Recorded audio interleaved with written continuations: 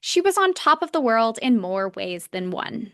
She was thrilled to be competing in Norway at a 50K within the Ultra Skyrunning World Series.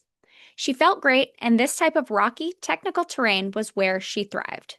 And with nearly 16,000 feet of elevation change on a course literally situated between two major mountains, physically, she couldn't get much higher. Then, about halfway through the race, she took one wrong step atop the rocky cliffside and felt herself plummet 150 feet.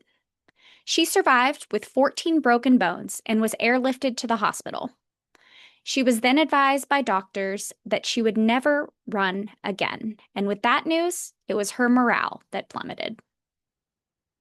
But with the patience runners are not often known for and the persistence that they are, she recovered, rehabbed, and began running again. 2 years later, she returned to Norway and completed the same race that nearly killed her. And since then, she's been unstoppable. Today is Tuesday, August 26, 2025, and on this day in 1988, American trail runner Hillary Allen was born. In this episode, we'll be joined by Allen herself to discuss how she got into running in the first place, talk about her near fatal fall back in 2017, and hear how she put the pieces back together to become one of the top mountain trail runners in the world. I'm your host, Running Up That Hillary, and you are listening to Today in Running History.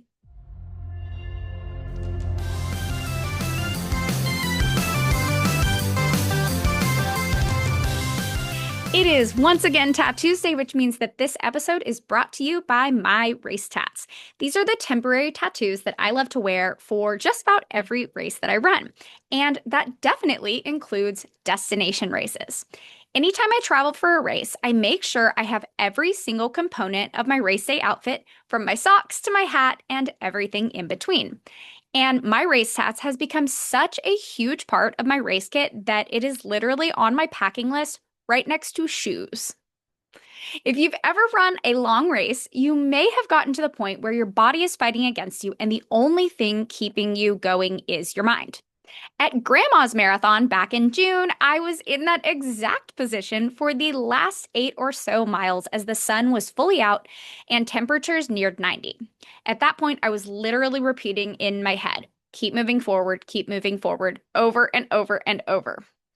And on my inner wrist was a mantra tattoo from my race tats that said, I am race ready, which was my constant visual reminder that I had put in the work and I was going to make it to the finish line.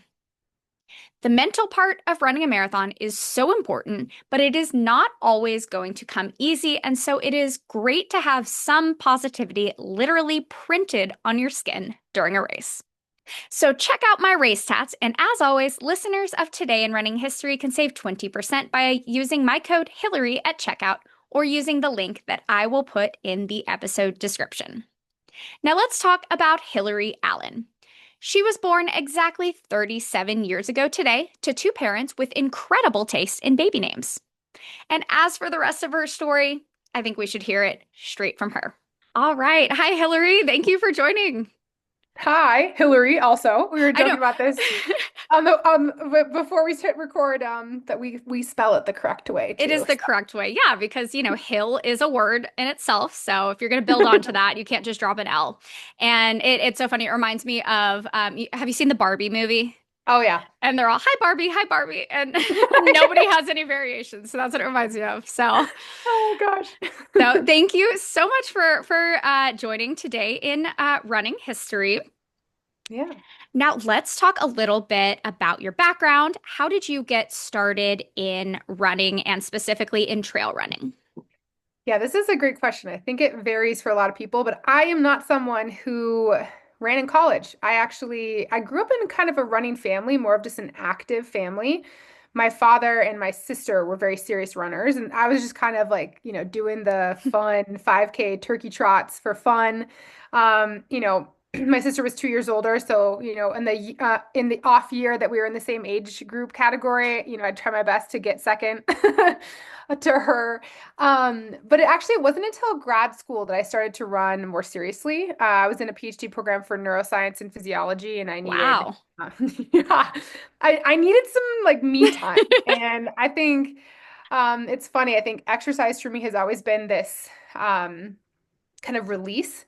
And in one of the most intense academic periods of my life, it's where I really leaned on running, and I felt like I was more creative. I was able to enjoy this space that was just for me and to kind of work off some stress. And from there, it actually I randomly got linked up with this group of runners that met just near my house, and one of them was Janie Day. This could be a future interview for you. But Janie Day Lucour, she was an avid trail runner, and I didn't know this. But upon, running, you meet some really good friends. And she was a record holder of the Pikes Peak Ascent in the 80s, Oh. and she was an amazing trail runner. And so she kind of took me under her wing, started training me. I ran my first road marathon in graduate school. Figured I didn't really like that, and then I kind of discovered this world of trail running with running with her in that group.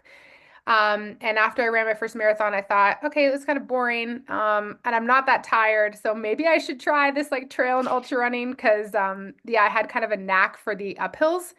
And I quickly earned a nickname, Hilly Goat, also spelled with two L's. Of course. And yeah, so that was kind of it. And then honestly, like the rest is history. I just kind of took off running because I just found something I loved. It made me feel alive and excited. I love the idea of working hard and I could see my progress in real time.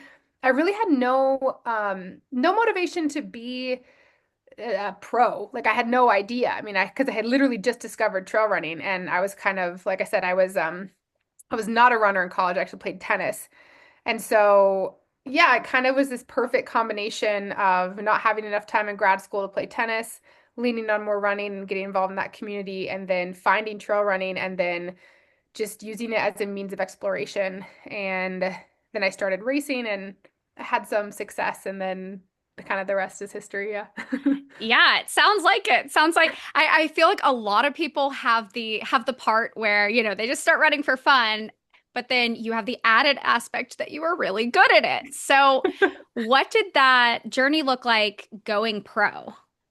Right. So, obviously the landscape of running and especially professional running has definitely changed since I started. I mean, my first pro contract, it was basically just like an athlete stipend and like a kit. And I was like, yes, this is awesome. Like, and for me, it was really important for me to do it for the love of it. And because I actually, primarily when I first started, my first sponsor was with the North Face.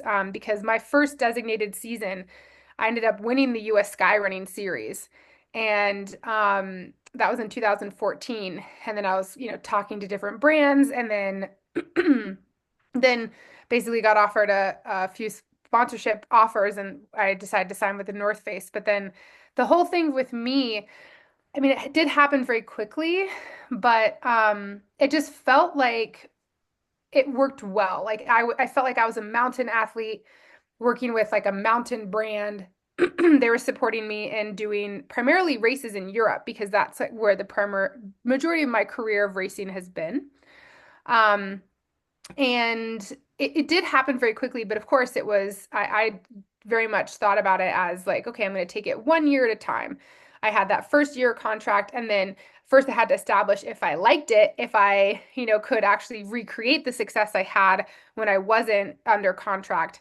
And then it kind of there's momentum developing from there. But I think with that, it kind of started.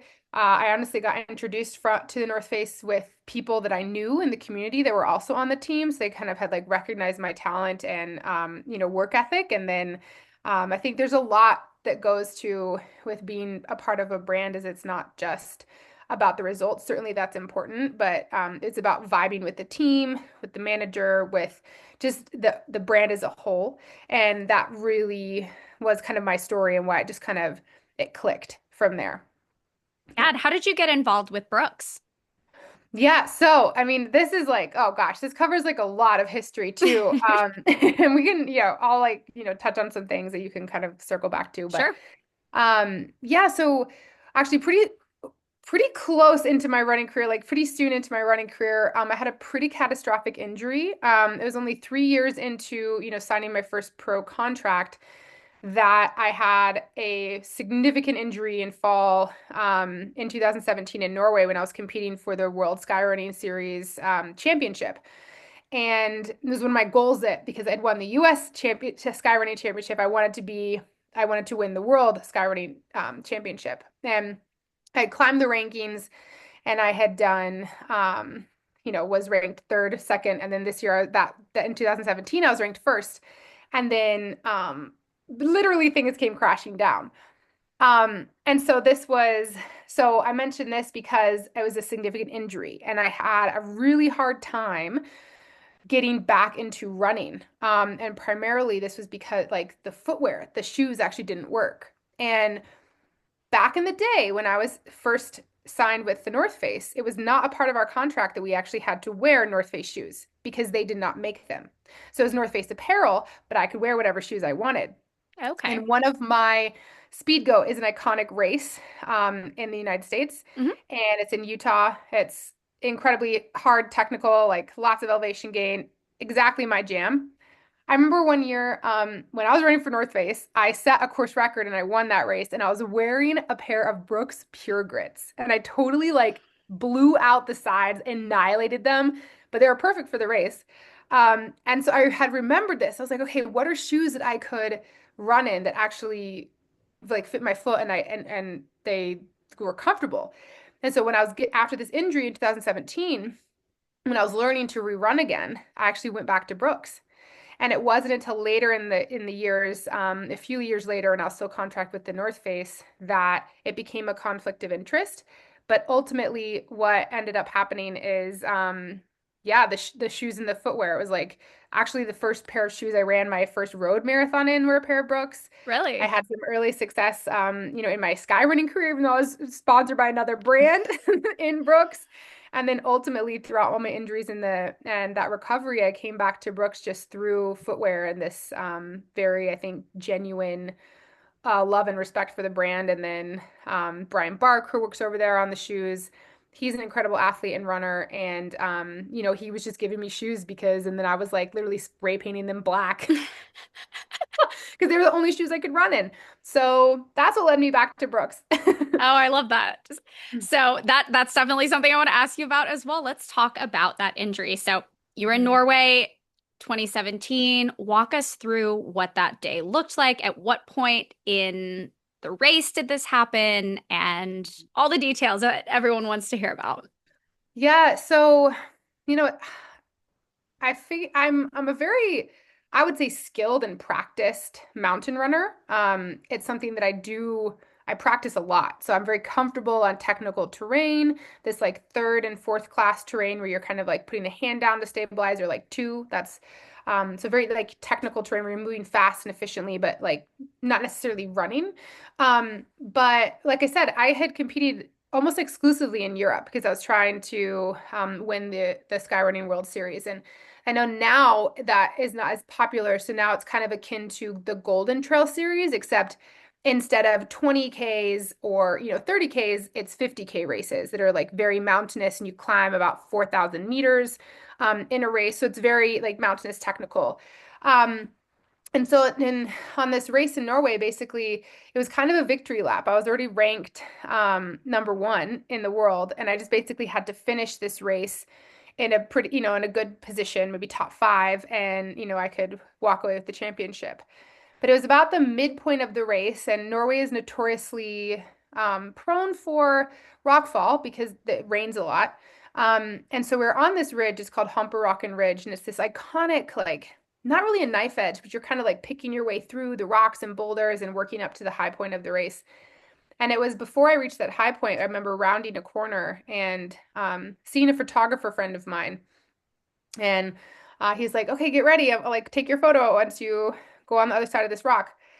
And the next thing I remember is I was just running one moment, and then the next moment I was in the air. And it was like someone had pulled out the rug from underneath my foot. And, I have fallen many times on the trail before, but this was unlike anything other. that this is unlike anything I've experienced because other times I could have, braced myself and like realized like, oh crap, I'm falling. But this time was different. And from basically, I remember I was upside down. The horizon was like shifted. And I remember talking to myself, like it was almost like this outer body experience where I was almost floating above myself, watching this happen and saying, okay, Hillary, this is it. You're falling. Try to brace yourself for impact. I was like walking myself through falling and thinking that, I was gonna die. And I do remember several impacts, not the pain of it, but like as if someone was kicking me in the chest, I could like feel bones breaking and I could like, then it was like I was catapulted in the air again. And I mean, from my experience with neuroscience, like I know like time dilation, how it can like slow down in the presence of hormones and, adrenaline and how these emotions actually, I still have this dream very vividly today. So, I mean, that's basically just neuroscience in action that I like. I feel like sometimes I'm recreating this experience when I'm sleeping. But somewhere along the way, I know I hit the ground maybe 5 or 6 times. I fell in total 150 feet. Um, and there was a helicopter rescue, Yeah, that you was my know, next question. What yeah, did that like timeline look like? Because I can't imagine the helicopter was already just no. waiting.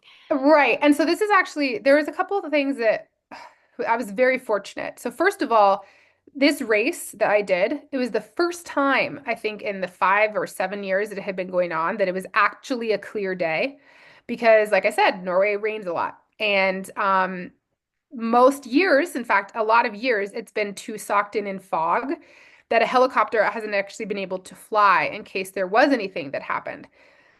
So I was extremely lucky that it was a clear day so that they could come. And then the second thing is that in Europe, um, it's kind of generally accepted that they just have, mountain rescue.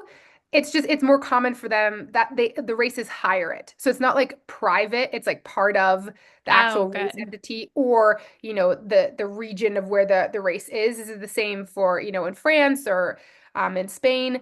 The like firefighters, they're part of like the medical first responders and they have like fight for lives and like helicopters that can go and rescue people in the winter and the summertime. So the race had already partnered with this organization. And so, the photographer and the people that were in the race that saw me fall called the first responders. And they were actually on the scene, I think. I found this out afterwards, but I think in total from when I fell to when I was in the hospital, it was like 2.5 hours. Wow. So that was really good. But yeah, and then a racer behind me, he happened to be trained in mountain rescue as well. So he actually scrambled down to me. And again, I found out this out later, but he actually didn't even check for vitals. He thought he was going to do a body recovery because when he saw me, like it was clear that my back was broken. I was contorted in a way that was not normal. And just my arms, like my legs, there was so much blood. But he actually pulled me from the edge without even checking my vitals because he just didn't want me to fall any further. And it wasn't until he was pulling me away that he felt my chest rise and fall. And then it became kind of more of this thing where he was trying to stop the bleeding and like put me in a position um, that was like more stable for my back and all these other things. And so yeah, I mean it was like I said, I fell 150 feet.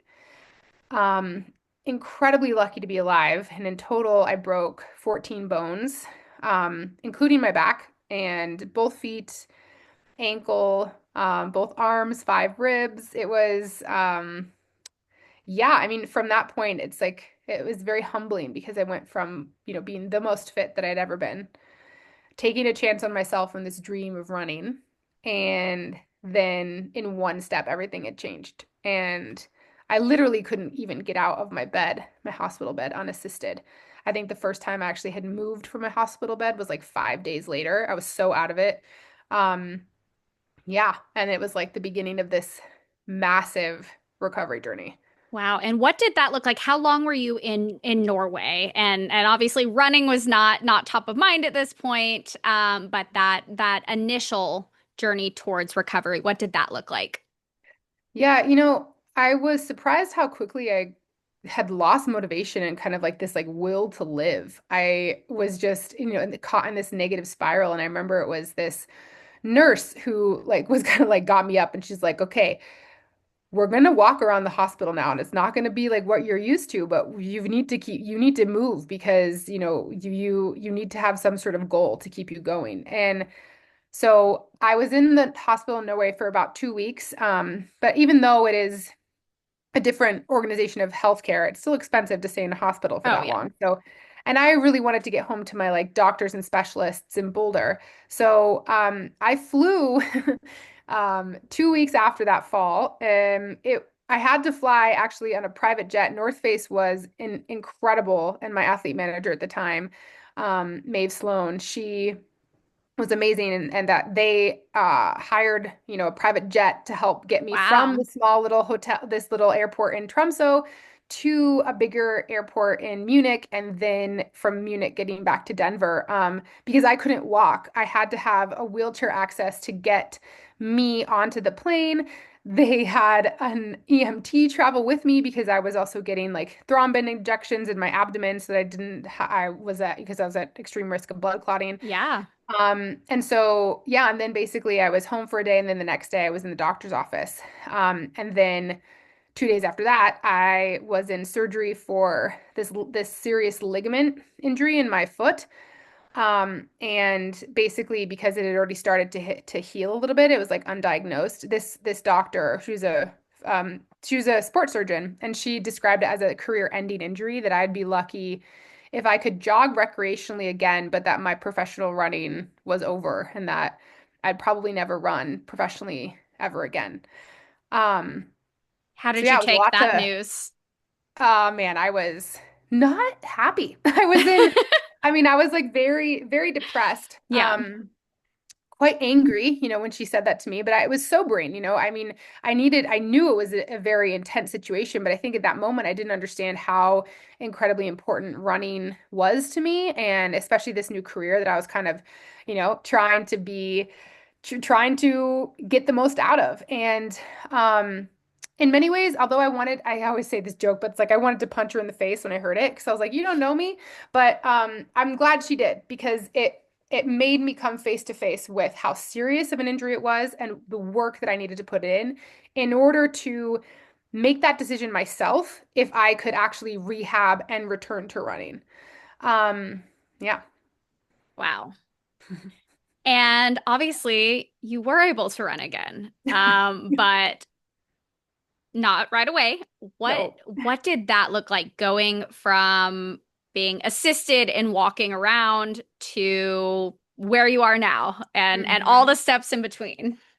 I know, and so it is a lot to gloss over, and I know you'll mention this later, but I did write a book about it because the recovery process is not linear, it's not straightforward, and I really had no mentors to help me because I think typically, especially with athletes, if they're afraid to lose sponsorships, which I certainly was, you think that you have to just go off into, your quiet land and like fake it until you make it, but that was definitely not how I felt. I felt like that was lying to myself, and I needed to be really honest. And so basically I chose to like share a little bit more about the journey and yeah, I don't know, like use these different resources to try to recover.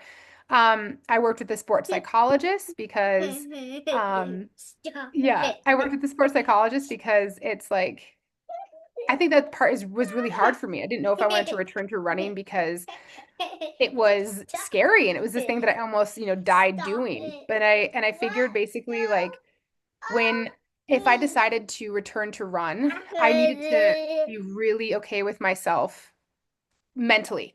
And I really wanted to do it. Like it had to, it didn't come from this desire to like get back on the top again or like prove to anyone. It just had to come from this genuine place that I really wanted to run and move. And so that was actually the start of my recovery, is like I just took it one day at a time. I literally had no idea how to work myself back from all of these injuries and like where what I would tackle first. I worked with an amazing team of PTs. My coach was incredible. Um, and we literally just took it like a day at a time. And I tried to build momentum that way. And throughout the process, like I discovered that even if I couldn't compete, I really wanted to run again. And just for the sake of movement and pushing myself in a different way.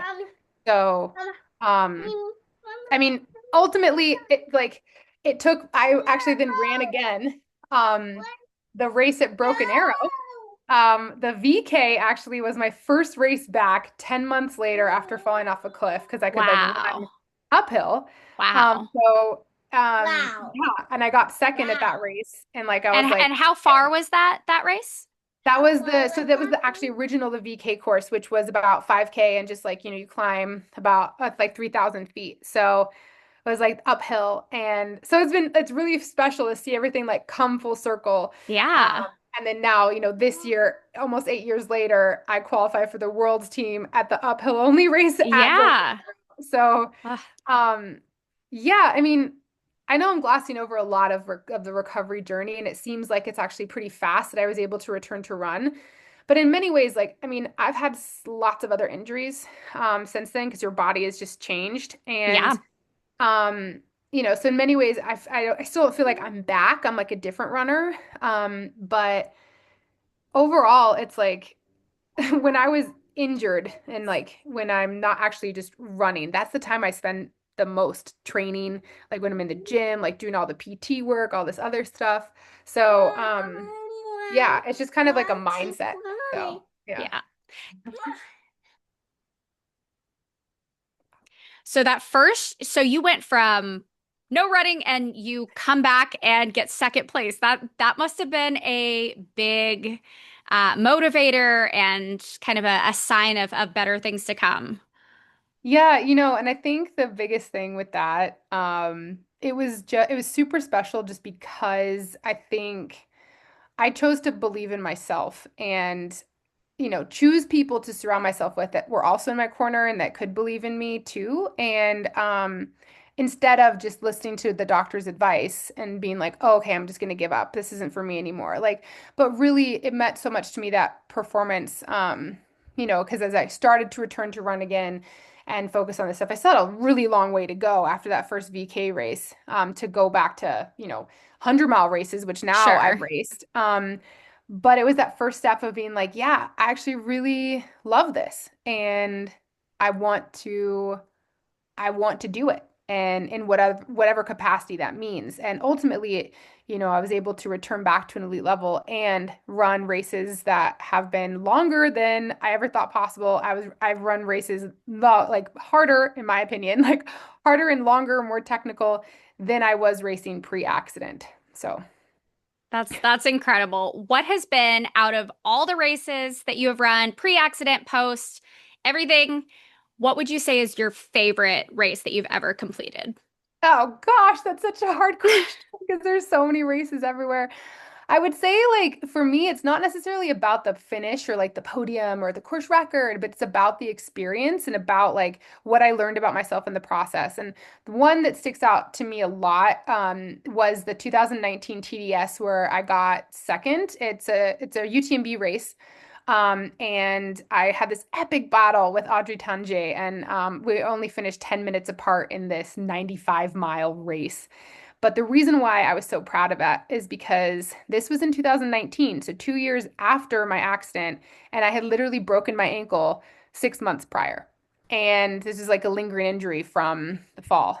And yeah, it was just, I didn't know if I could run downhill on technical terrain. I didn't know how it was going to work. And, I just worked really hard and, again, believed in myself. And then I remember I had this moment where I like took the lead on a downhill on this like super techy terrain. I was like, all right, Hill, yeah, like we got this. And so that is a race. And then, Ultra Trail Cape Town, it was a 100-mile race.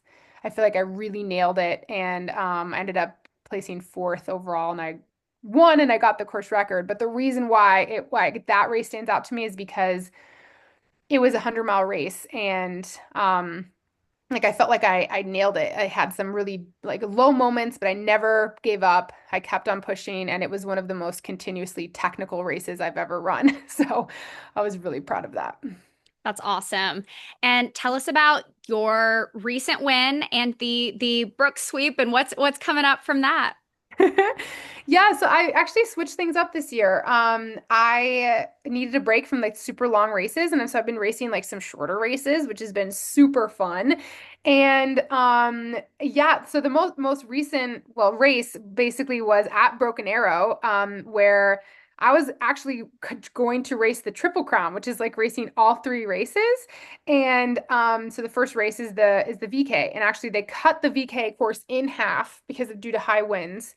And so I was like, oh gosh, like I don't know if I could do this because normally there's a lot of like, places exchanged in the later half of VK, and that's usually where I excel.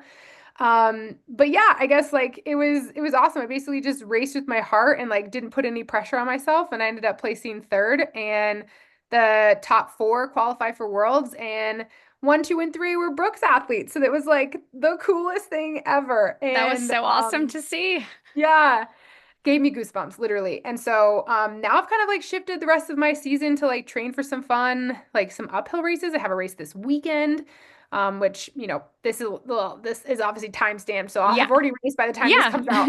But yeah, like basically doing some cool races in Alaska, leading up to Worlds in Spain in the end of September. So. That's so exciting. And you also wrote a book. So can you tell us about that and where we can find that? Yeah, so it's been amazing like to punctuate my journey. It is focused on the recovery journey. It's called Out and Back. But really I would like to describe it as a testament to human resilience. And if you're struggling with anything, whether that's a running related injury or just a hard time in life, I think this book is for you. It's basically to pose a question that if not you, then who? And I think you're stronger than you think you are. So, yeah, I encourage you to check it out. I also have an audiobook and I recorded it. So, if you're more into audiobooks, you can do that version too. Oh, awesome. So you can do that while you're out running. So that's that's Yeah, it's that's perfect. typically when I do audiobooks. I that's like the only time that my mind can be clear and I don't have kids Yeah, running around and all that. So I'm going to check it out. And then for everybody listening, I will also put a link in the episode description so y'all can check that out. awesome. Now, the day that this airs, this will be your 37th birthday. What Woohoo. advice would you give to your 27-year-old self? Exactly 10 years ago. Yeah. Honestly, that you're stronger than you think you are, and that life throws the unexpected at you, and you have what it takes to overcome. Um, it's just a matter of problem solving, and change is the only constant. Like you can't control it, and the only thing you can do is embrace it. And so I think that because and many times I'd be like scared, and yeah, if you basically you have what you need within yourself to overcome any problem. That's great. And that can be applied, catastrophic injury or not. That can definitely be applied to all Yeah. of us. All right. Now, where can people, besides the book, where can people follow you? Where can we watch your journey in Spain this fall? Well, I mean, the best place is Instagram, Hilly Goat Climbs, that's my handle. And then I have a website, hillaryallen.com.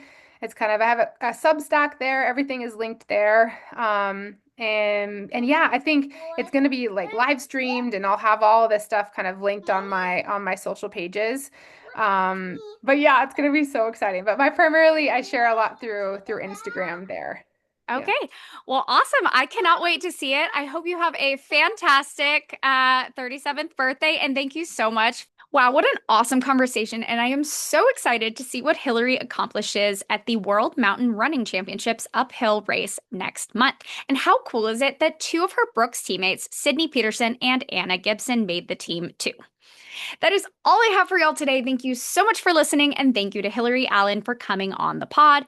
Please make sure to like, comment, subscribe, etc., and then send this episode to everyone else you know named Hillary. I hope you've had a fantastic Tattoos Day, and remember that you can save 20% off your purchase from My Race Tats by using my code Hillary at checkout.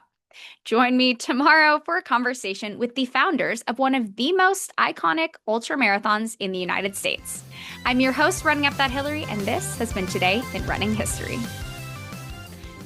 Intro music. Okay. I'm gonna put an extra paragraph here because this is a big old chunk, and I know I'm gonna mess up if I don't separate those sentences. Like visually, I'm gonna mess that up. Okay. At Grandma's Marathon, marathon. At your purchase. At your purchase. What does that even mean? At checkout. And then here's where the interview would go, and we would talk to her. Hey Hillary, I'm also Hillary. Oh, this is so cool. Wow, we have the same name. That is just the coolest thing in the world. All right, that wasn't too bad.